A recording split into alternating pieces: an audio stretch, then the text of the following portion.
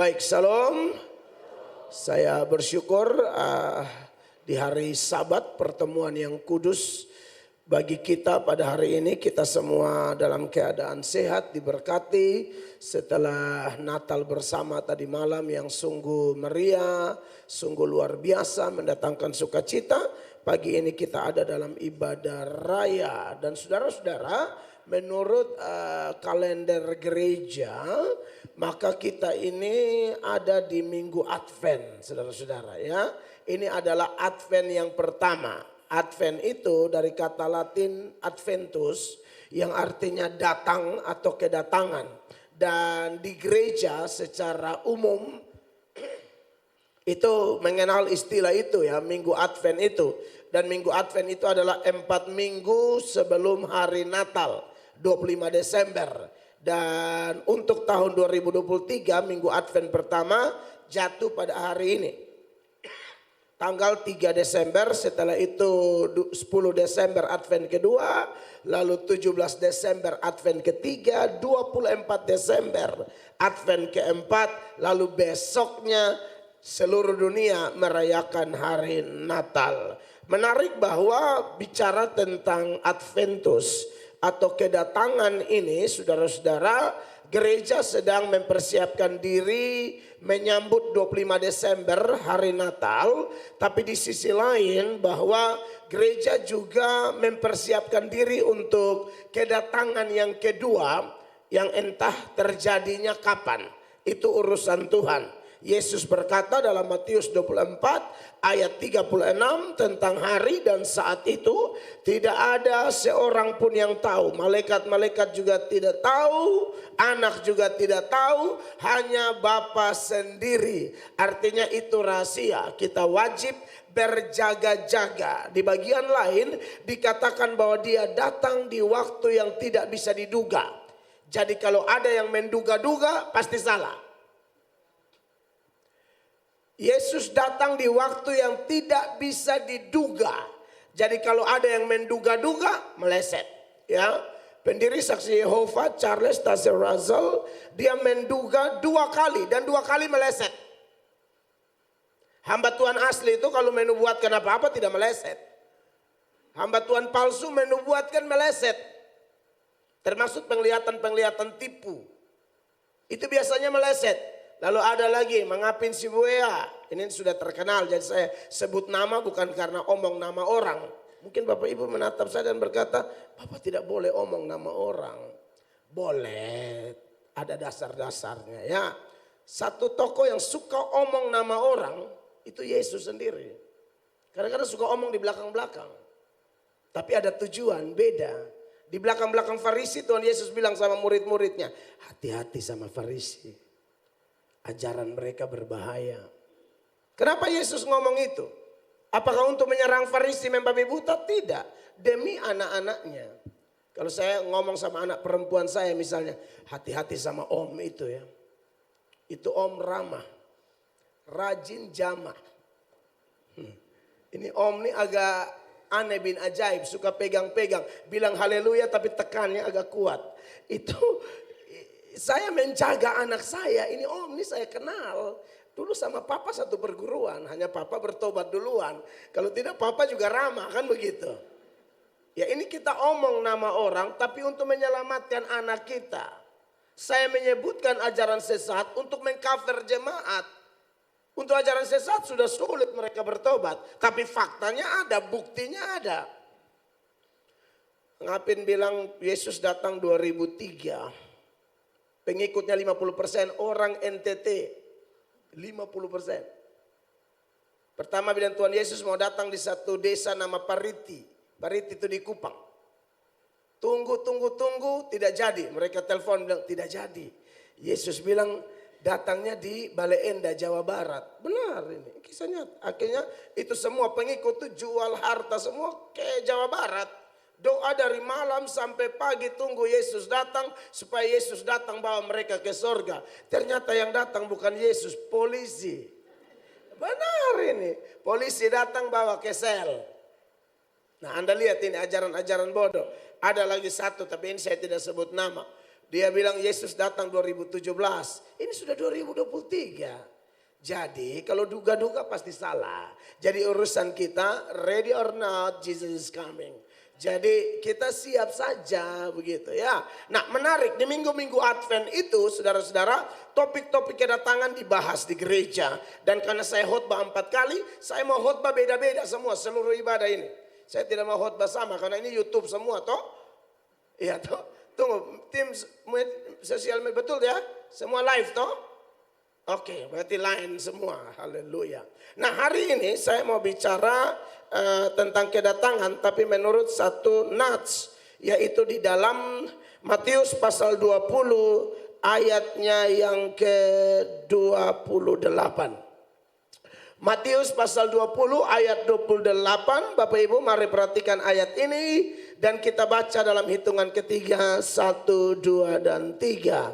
Sama seperti anak manusia datang bukan untuk dilayani, melainkan untuk melayani dan untuk memberikan nyawanya menjadi tebusan bagi banyak orang. Bapak Ibu jemaat yang diberkati oleh Tuhan Yesus, berdasarkan ayat ini saya akan mengangkat tema Tuhan Yesus datang untuk menjadi teladan sempurna bagi kita. Sekali lagi, Tuhan Yesus datang untuk menjadi teladan sempurna bagi kita. Perlu saya kasih tahu latar belakang ayat ini saudara-saudara.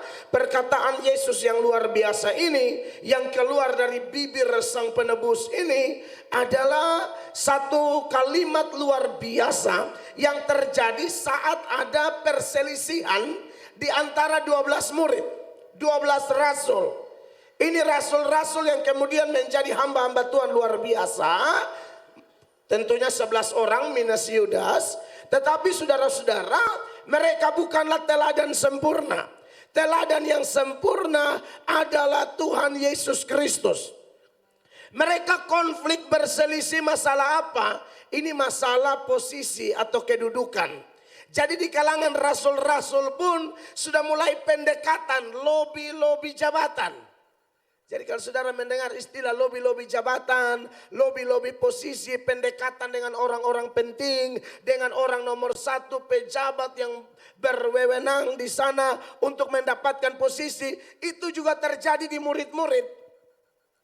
Dan mereka tidak main-main, minta posisinya bukan posisi di dunia, posisi di sorga.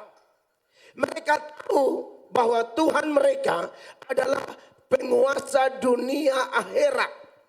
Orang nomor 1 dunia akhirat. Maka 2 saudara, yaitu Yakobus dan Yohanes, anak-anak Zebedeus, melalui mamanya karena punya hubungan kekerabatan dengan Tuhan Yesus, datang lobi-lobi posisi. Ini kelihatan di ayatnya yang ke-20 dari pembacaan kita tadi. Mikrofon aman ya saudara, baterai atau apa kayak mau mati hidup ini. Pastikan aman. Oke, sambil didengar aja, takutnya dia mati hidup. Silakan dibacakan. Maka datanglah ibu anak-anak Zebedeus serta anak-anaknya itu kepada Yesus, lalu sujud di hadapannya untuk meminta sesuatu kepadanya. Terus. Kata Yesus, apa yang kau kehendaki? Jawabnya, berilah perintah supaya kedua anakku ini boleh duduk kelak di dalam kerajaanmu, yang seorang di sebelah kananmu dan seorang lagi di sebelah kirimu. Bukan main-main lobi posisinya, langsung sorga. Kalau di sini hanya mau harap dapat proyek, dapat tender, ini langsung sorga. Ini lobinya tidak main-main, menembus langit. Kira-kira kan sorga di langit ke sana. Bukan lobi-lobi jalan dari sini ke Luwuk atau Poso, Tentena. Oh tidak, ini langsung jalan ke atas. Nah ternyata tidak dikasih kekasih Tuhan. Lalu 10 murid yang lain marah. Ini ada di ayat 24. Mereka marah besar di sana. Dikatakan demikian. Mendengar itu marahlah ke-10 murid yang lain kepada kedua saudara itu.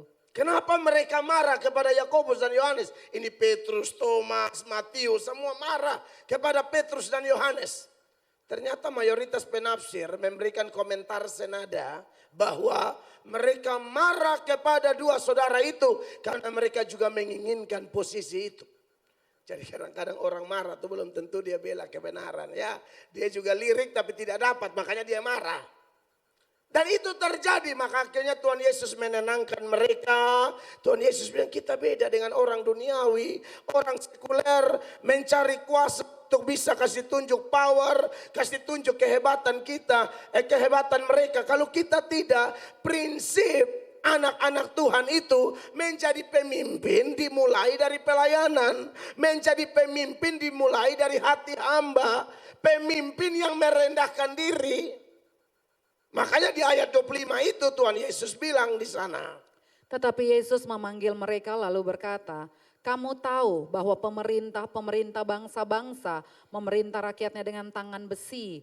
Dan pembesar-pembesar menjalankan kuasanya dengan keras atas mereka. Ya, mayoritas pemimpin kan begitu. Apalagi dulu zaman Romawi. Tidak suka sapa, hantam, geser, tendang, injak, bunuh dan lain sebagainya. Nah kalau kita tidak demikian kata Yesus. Ya, ayatnya yang ke selanjutnya 26. Tidaklah demikian di antara kamu. Beda dong. Barang siapa ingin menjadi besar di antara kamu, hendaklah ia menjadi pelayanmu. Tidak ada larangan menjadi besar, boleh jadi besar, tapi mau tahu rumusnya supaya orang Kristen jadi besar dimulai dengan melayani orang lain.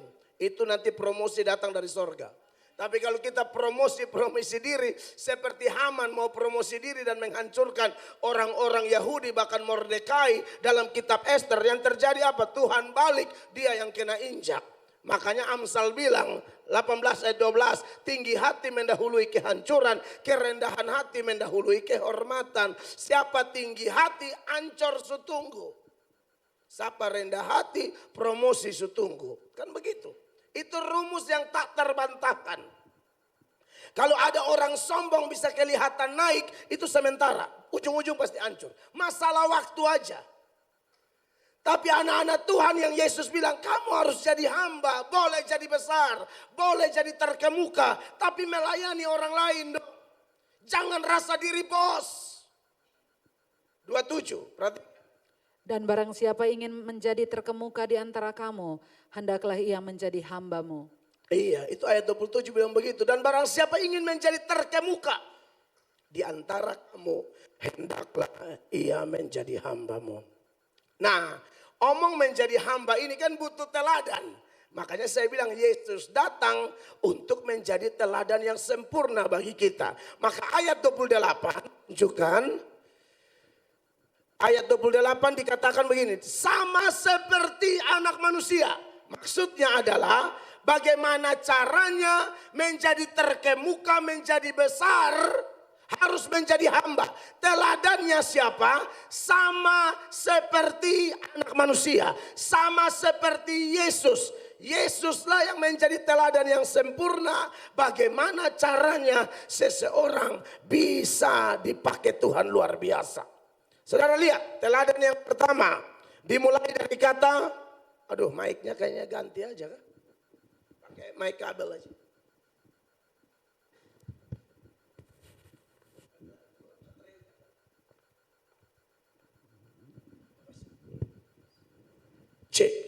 Oke.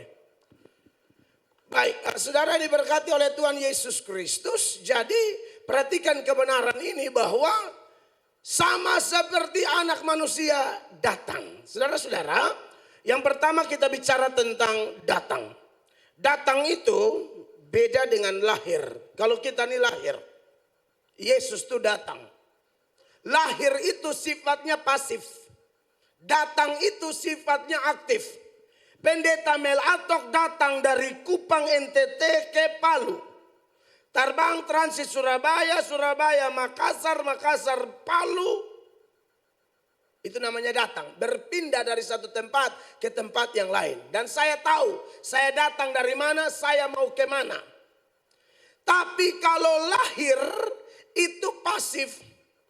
Kita semua ini pasif lahir, maksudnya apa? Kita tidak bisa memilih lahir dari suku apa, lahir dengan orang tua seperti apa, lahir dari agama apa, kita tidak bisa pilih.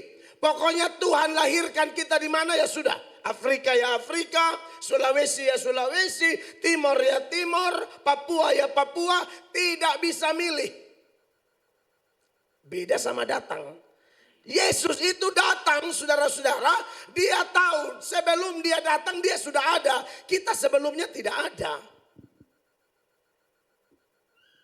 Makanya tiap kali Yesus bicara selalu bilang, aku datang supaya kamu hidup berkelimpahan. Aku datang bukan untuk meniadakan hukum Taurat. Aku datang bawa pedang. Aku datang dan seterusnya seperti yang kita bahas. Memang pernah dia bilang aku lahir, tapi langsung disusul dengan aku datang. Yohanes 18 ayat 37 ketika dia ngobrol sama Pilatus, dia menjawab Pilatus. Pilatus bilang begini, saudara-saudara. Maka kata Pilatus kepadanya, jadi engkau adalah raja? Jawab Yesus, engkau mengatakan bahwa aku adalah raja. Iya. Untuk itulah aku lahir dan untuk itulah aku datang ke dalam dunia ini. Satu kali aja dia ngomong, untuk itulah aku lahir. Tapi dia langsung susul dengan untuk itulah aku datang. Jadi tidak pernah Yesus itu sama seperti kita. Kita tidak bisa memilih, Yesus bisa memilih. Bapa sudah tetapkan satu skenario kekal. Dan Yesus tahu dia akan lahir dari keluarga seperti apa. Dia akan punya teman-teman seperti apa. Dia akan diperlakukan seperti apa oleh bangsanya. Dia tahu setiap detail penderitaan yang dia alami. Dia tahu kesengsaraan yang dia alami. Dia tahu penderitaan mengerikan yang harus dia tanggung demi saya dan saudara. Tapi dia tetap memutuskan, aku datang. Amin. Jadi bicara Yesus datang tuh gak main-main loh. Dia tahu siapa Yudas. Dia tahu Petrus akan menyangkal. Tapi dia bilang, aku datang. Kita gak tahu. Orang 2 jam ke depan aja misteri buat kita. Banyak saya kenal orang habis ibadah mati. Setelah, ini kata mati ini agak kasar. Meninggal. 2 jam kemudian meninggal. Kita tidak tahu tapi Yesus tahu semua. Tapi dia memutuskan dia Allah setinggi-tingginya. Allah yang luar biasa, penguasa dunia akhirat, pencipta langit dan bumi. Tapi dia mau masuk ke dalam keterbatasan. Dalam konteks tak terbatas, dia masuk ke dalam konteks terbatas. Itu luar biasa sekali, saudara-saudara. Amin. Ya, teladan yang pertama, saudara-saudara, Tuhan Yesus mau kalau melayani itu, sekali maju tetap maju. Amin. Kalau ikut Tuhan tuh sekali maju tetap maju. Karena Alkitab berkata siapa yang siap membajak tapi menoleh ke belakang tidak layak bagiku, kata Tuhan. Di dalam Lukas pasal 9 ya, ayat 61, 62 dan seterusnya. Lukas 9, 61 kalau tidak salah. Perhatikan. Dan seorang lain lagi berkata, aku akan mengikut engkau Tuhan, tetapi izinkanlah aku pamitan dulu dengan keluargaku. Iya, lalu Yesus bilang apa? Tetapi Yesus berkata, setiap orang yang siap untuk membajak tetapi menoleh ke belakang tidak layak untuk kerajaan Allah. Amen. Makanya Lukas pasal 6, Lukas 17 ayat 32, Yesus ingatkan kita semua menjelang kedatangan Tuhan yang kedua, dia bilang begini, betul itu ayat. Ingatlah akan istri Lot. Istri Lot itu sudah jalan menoleh ke belakang. Siapa menoleh ke belakang tidak layak. Orang Kristen tidak bisa sebentar maju, sebentar mundur. Sekali Yesus tetap Yesus. Sekali maju tetap maju. Sekali bertobat tetap bertobat. Amin Bapak Ibu. Jangan main-main dengan Tuhan. Tuhan itu kepada orang suci dia berlaku suci. Kepada orang setia dia berlaku setia. Kepada orang yang bengkok-bengkok Tuhan berbelat-belit. Pernah lihat ayatnya di Mazmur 18 mulai 25? Mazmur pasal 18 mulai ayat 25. Perhatikan. Karena itu Tuhan membalas kepadaku sesuai dengan kebenaranku. Sesuai dengan kesucian tanganku di depan matanya. 26. Terhadap orang yang setia engkau berlaku setia. Ya. Terhadap orang yang tidak bercela engkau berlaku tidak bercela. Betul. 26, 27. Tetapi terhadap orang yang suci engkau berlaku suci, tetapi terhadap orang yang bengkok engkau berlaku belat-belit. Maunya bagaimana? Mau main-main sama Tuhan. Harusnya keluar waktu Musa bawa Israel keluar dari Mesir itu butuh 40 hari sajalah. 1 bulan, 2 bulan sampai. Tapi karena putar-putar, Tuhan putar jadi 40 tahun. Harusnya sudah bisa sembuh bagi yang sakit. Tapi terlalu putar, Tuhan putar kamu. Amin. Harusnya sudah bisa cepat selesai. Harusnya itu usaha itu sudah diberkati. Tapi karena putar-putar, Allah putar kau. Sorry to say. Itu sifat Tuhan. Tolong kenal Tuhan dengan baik. Saya tidak tahu pergumulan jemaat yang hadir dalam ibadah Raya 1 di gereja Bethel Indonesia Woodward. Saya tidak kenal. Saya tidak telepon ibu gembala, saya tidak telepon panitia, cek masalah orang. Saya datang dalam doa dalam pimpinan Roh Kudus omong apa ya itulah. Amin, Bapak Ibu terkasih. Yesus menjadi teladan, dia tahu semua konsekuensi. Tapi dia bilang, aku datang. Amin, kekasih Tuhan. Apalagi kita yang mau ikut Tuhan, ya sudah tahu konsekuensinya. Tuhan bilang apa? Kalau dunia membenci aku, dunia membenci kamu. Itu tidak bisa tidak. Tidak ada orang Kristen ikut Tuhan lalu disukai semua orang. Tidak ada. Seorang hamba tidak lebih dari tuannya. Yohanes pasal 15 mulai ayat 18. Yohanes 15 mulai ayat 18, perhatikan. Jikalau dunia membenci kamu, Ya. ingatlah bahwa ia telah lebih dahulu membenci aku daripada kamu. Amin. Kenapa dunia benci kita? Tuhan kasih alasannya di ayat 19. Sekiranya kamu dari dunia, tentulah dunia mengasihi kamu sebagai miliknya. Tetapi karena kamu bukan dari dunia, Iya. melainkan aku telah memilih kamu dari dunia, sebab itulah dunia membenci kamu. Jadi Tuhan tidak mau orang Kristen main dua kaki. Kita tuh bukan Kristen bunglon, tapi Kristen ikan laut. Bunglon itu nempel di mana? Warnanya begitu. Ijo dia ijo, kuning dia kuning, merah dia merah. Mencocok-cocokkan di gereja kayak malaikat, di luar kayak setan. Sampai saya pernah baca satu buku, aduh ini cerita menarik, ilustrasi sih sebenarnya.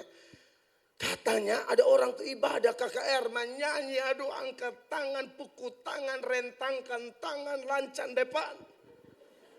SKJ 2023. Semangat sekali. Tapi ternyata setan dan malaikat tuh ada nonton itu KKR. Lalu setan ketawa, ejek, olok. Lalu malaikat bilang, setan. Lu bukannya stres lihat orang nyanyi jingkrak-jingkrak lompat. Kalau saya ini karismatik banget ya. Jadi kalau nyanyi pasti habis-habisan begitu. Tapi dalam cerita itu saya agak terpukul gitu loh. Malaikat bilang, setan lu bukannya stres. Masa lu ketawa-ketawa lihat orang menyanyi angkat tangan. Setan bilang begini, saya kenal mereka. Mereka itu 2 jam dengan Tuhan Allah, 22 jam dengan aku, kata setan. Jadi anak Tuhan itu cuma di gereja. Keluar mulai gila.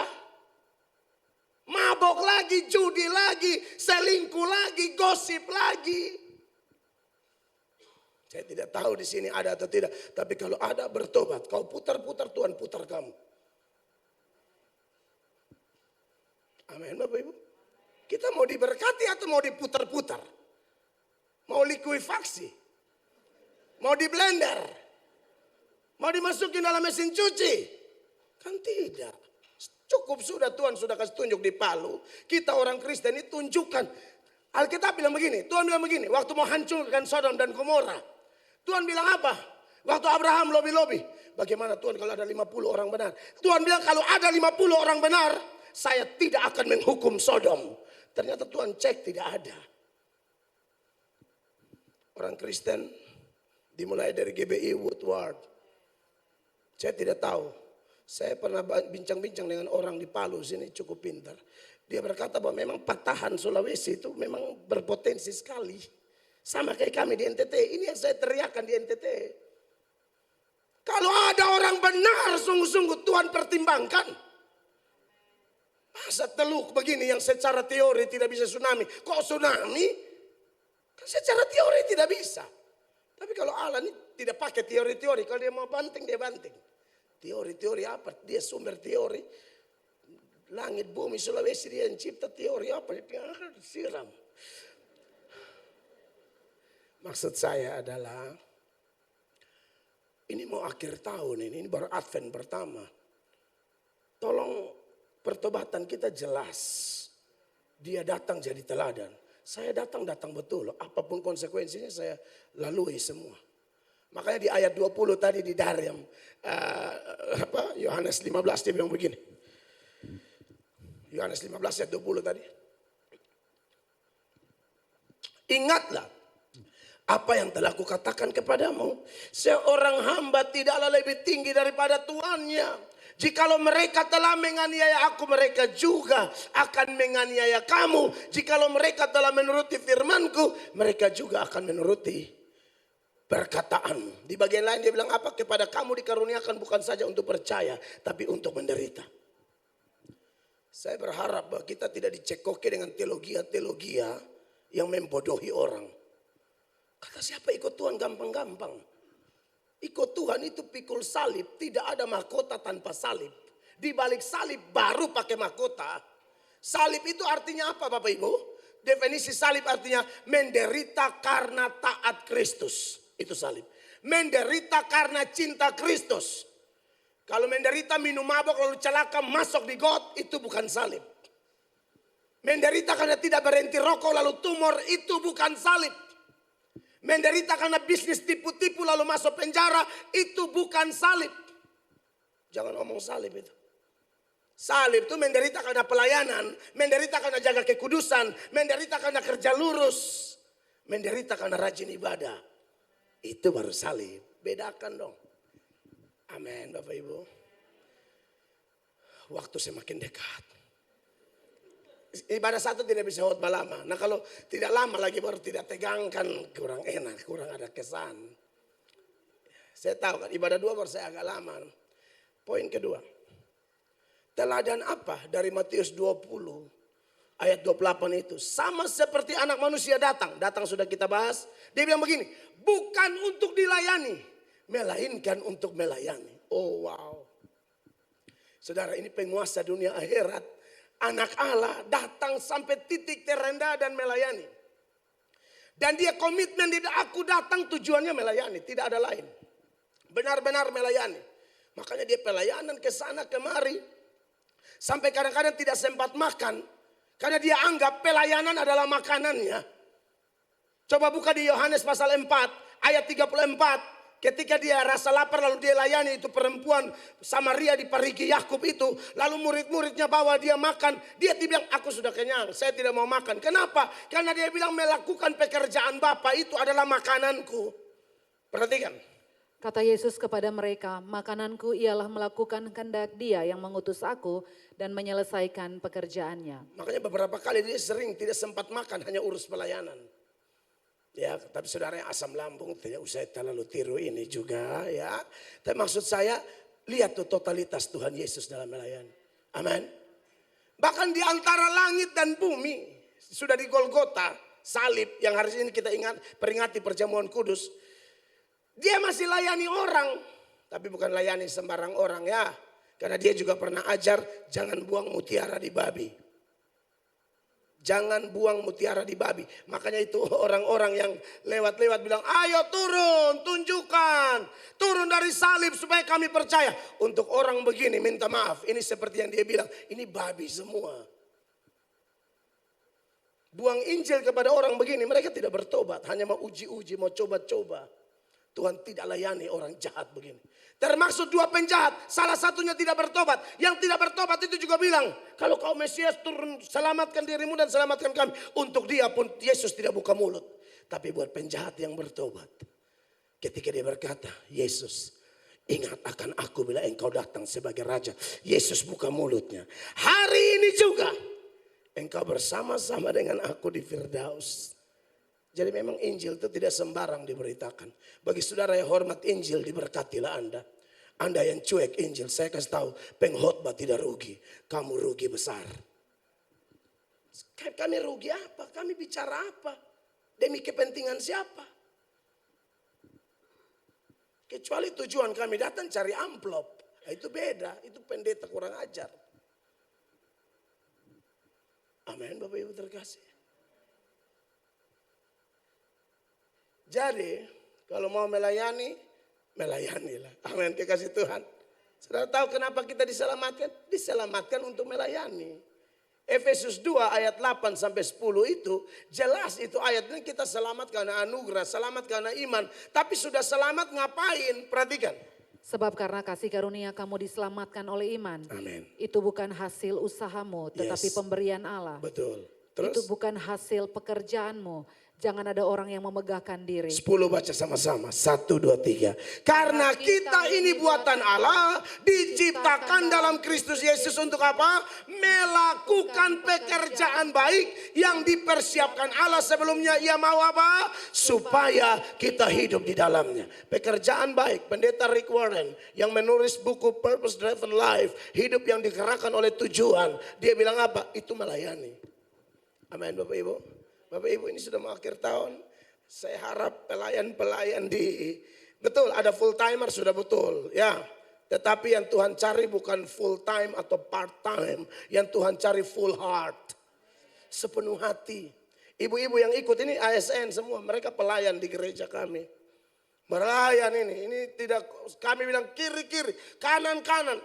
Semua, belum lagi suami mereka, anak-anak muda. Saya diberkati dengan anak-anak muda gereja pelayan.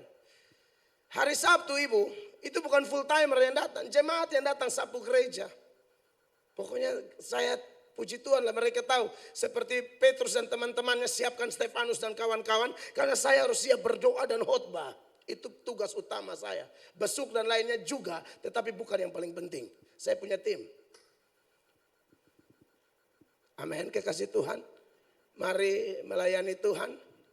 Saudara yang tidak melayani Tuhan, hidup dalam kutuk. Satu kota nama Meros, seluruh kota dikutuk gara-gara tidak melayani Tuhan. Hakim-Hakim 5 ayatnya yang ke-23. Satu kota dikutuk gara-gara tidak bantu Tuhan. Kutukilah kota Meros, firman malaikat Tuhan. Kutukilah habis-habisan penduduknya, karena mereka tidak datang membantu Tuhan sebagai pahlawan. Atau saudara yang sudah komitmen pelayanan tapi ogah-ogahan ya, melakukan tidak dengan total, lalai. Yeremia 48 ayat 10, ayat itu berkata dengan jelas di sana ya, Yeremia 48 ayat 10 dikatakan, terkutuklah orang yang melaksanakan pekerjaan Tuhan dengan lalai, dan terkutuklah orang yang menghambat pedangnya dari penumpahan darah. Yeremia 48 ayat 10 ya. Terkutuklah orang yang melaksanakan pekerjaan Tuhan dengan lalai. Jadi jangan main-main dengan pelayanan. Saudara masih ingat cerita hamba yang dapat talenta? Ada yang dapat 5, tuannya kembali udah jadi 10. Yang dapat 2 udah jadi 4. Yang 1 dia kubur. Saudara, tidak ada orang Kristen tidak punya talenta. Semua punya talenta. Apa definisi talenta Bapak Ibu? Talenta itu definisi menurut Alkitab begini. Segala sesuatu yang Allah berikan kepada kita, kita pakai kembali untuk kemuliaan nama Tuhan. Itu talenta. Jadi semua yang ada pada kita itu talenta. Kita datang dengan telanjang, mati dengan telanjang. Datang tidak bawa apa-apa, mati tidak bawa apa-apa. Waktu, tenaga, kepintaran, uang, jabatan, talenta, menyanyi, berkhotbah, apa semua itu dari Allah. Harus dipakai untuk kemuliaan nama Tuhan. Amin, kekasih Tuhan. Jadi jangan bilang saya tidak punya talenta. Pasti kita punya. Dan jangan coba-coba kubur talenta. Sebab di dalam Matius 25 ayat 26 yang kubur talenta itu disebut jahat dan malas. Matius pasal 25 ayat 26. Maka jawab tuannya itu, hai kamu hamba yang jahat dan malas. Yeah. Jadi kamu sudah tahu bahwa aku menuai di tempat di mana aku tidak menabur, dan memungut dari tempat di mana aku tidak menanam. Saudara yang tidak melayani, saudara jahat, saudara malas. Malas itu jahat untuk Tuhan. Kalau untuk cari yang lain dia rajin sekali. Cari Tuhan kok malas. Dan bukan hanya itu. 30 bilang ini orang tidak ada guna. Lempar dia ke neraka. Dan campakkanlah hamba yang tidak berguna itu ke dalam kegelapan yang paling gelap. Di sanalah akan terdapat ratap dan kertak gigi. Ingat 3 hal ini ya. Yang tidak melayani, jahat, malas, tidak ada guna. Buang ke neraka. Tanda orang diselamatkan pasti sibuk melayani. Amin. Ya memang kadang-kadang melayani manusia tidak hormat, tapi pusing amat. Kita tidak cari hormat manusia. Yohanes 12 ayat 26 bilang orang melayani Yesus yang hormat saudara tuh Bapa di sorga. Sama-sama baca jemaat. 1, 2, 3. Barang siapa melayani aku, ia harus mengikut aku. Dan di mana aku berada, di situ pun pelayanku akan berada. Barang siapa Melayani aku. ia akan dihormati Bapa. Kiranya khotbah saya yang sederhana ini memberkati Bapak Ibu jemaat. Mari kita bangkit melayani Tuhan bersama-sama di minggu Advent ini. Tuhan memberkati kita.